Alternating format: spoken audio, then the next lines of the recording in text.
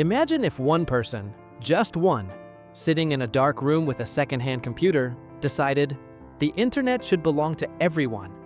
No passwords, no paywalls, no governments, no corporations, no gatekeepers.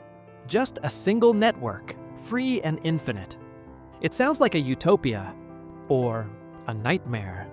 But for a brief, flickering moment in the late 1990s, it was almost real. And it began with a hacker who didn't want to steal the internet. He wanted to give it away. He called himself Eon, though nobody knows if that was his real name. Maybe he was 18, maybe 40. Maybe he wasn't even a he. What's certain is that he wasn't looking for money, or fame, or power. He believed the internet was humanity's nervous system, a map of thought, a river of knowledge, and he believed it was being built wrong. He saw walls where there should be bridges, toll booths where there should be paths. So he decided to tear them down. In his manifesto, circulated in obscure mailing lists and forums, you can still find fragments of his words. If the internet is to be the library of humankind, then why are we charging admission? His dream was radical, even for the wild early internet. Back then, most people got online, through service providers. CompuServe, AOL, local dial-ups, each one charging by the minute. Even universities and research networks guarded access like treasure. To Eon, that was theft. Knowledge is fenced off from the very people who created it. So he built something, a system called the Freenet Project. Not the later version you can find today, but a primitive, chaotic ancestor. It was part software, part philosophy, a way to connect machines directly, bypassing the service providers, routing traffic through a mesh of volunteer computers. If it worked, anyone could log in from anywhere, for free, a global commons. And here's the part that still feels impossible. It worked at least for a while. Eon and a few dozen volunteers ran nodes, personal computers that shared bandwidth and processing power. The more nodes you added, the faster the network grew. It wasn't polished, it was clunky, fragile, and often crashed. But for a few months in 1997, hundreds of people logged into a version of the internet without borders. A pirate internet. An internet that didn't ask permission. The reaction was swift.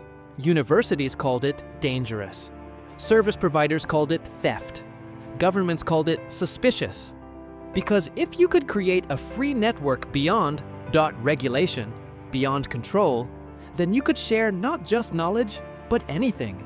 Music, movies, secrets, even crime.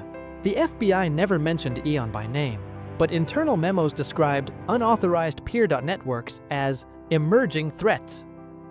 The tech press mocked it as naive, a hippie fantasy. But in the dark shadows of forums and late-night chat rooms, the project grew. Kids in dorm rooms, hobbyists with spare parts, activists who saw censorship rising, they joined. Not for profit, for belief. Then came the turning point. One night, traffic on the network spiked. Logs showed not hundreds of users, but tens of thousands. Someone had uploaded entire archives of paywalled academic journals. For students drowning in fees, it was a miracle. For publishers, it was an attack. Suddenly, lawsuits were whispered. Threats circulated. The volunteers panicked. Some shut their nodes down. Others doubled down, convinced they were part of a revolution. Eon disappeared from the forums for 3 days. When he returned, his message was short. If this continues, I can't protect you. But remember, walls fall. Weeks later, the network collapsed. Nodes went dark, code was deleted, mirrors vanished. All that remained was a scattering of fragments, source files archived by curious strangers, screenshots buried in forgotten zines. And Eon, gone. No arrest records, no death notices. Just silence. Some say he fled. Others believe he was caught, quietly, without headlines. A few think Eon never existed, that he was a collective, a myth invented by dreamers who wanted to believe. But here's the strange thing. His idea didn't die. Pieces of it resurfaced again and again. In Napster, in BitTorrent, in Tor, in the dream of a decentralized web. Every time someone builds a system that routes around authority, that refuses to ask for permission, there's a ghost of Eon in tout it. And maybe the most radical thing isn't that he built it, it's that he gave it away. No patents, no trademarks, no foundation with his name on it. Just code scattered like seeds, waiting for the next person to plant. When you look back, you have to wonder, was he naive? Was the dream of a free internet ever possible? Today, we live in a network more fenced off than ever.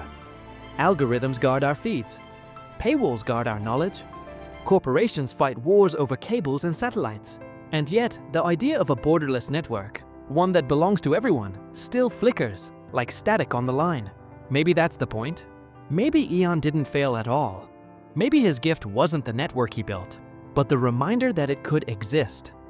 The internet we live in now is only one version of what could once have been. So the next time you log on, scroll through headlines, stream a movie, or pay a bill, remember, once a hacker tried to give it all away. Not for money, not for fame, but because he believed the greatest treasure humanity ever built should never have been locked up in the first place. And maybe, just maybe, he was right.